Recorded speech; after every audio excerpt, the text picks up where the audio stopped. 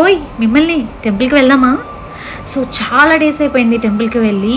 And నాకైతే ఈ year మొత్తం ఒక రోలర్ కోస్టర్ రైడ్ అని చెప్పచ్చు. ఇంకొక 20 డేస్లో అయితే ఇయర్ అయిపోతుంది. ఎప్పుడైతే మనం ఇంటి దగ్గర నుంచి బయటకు వస్తామో, అంటే ఐ మీన్ ఇండిపెండెంట్గా ఉండడం స్టార్ట్ అవుతుందో, అప్పటి నుంచి మనం చాలా ఎక్స్పీరియన్స్ అవుతాం. అంటే బయట మనుషులు ఎలా ఉన్నారు, ఏంటి, all depends upon needs guys. అంటే ఆల్ ద మెమరీస్, గుడ్ అయినా బ్యాడ్ అయినా సరే, మనం అన్నీ ఎక్స్పీరియన్స్ అవ్వాల్సిందే, అదే కదా లైఫ్ అంటే.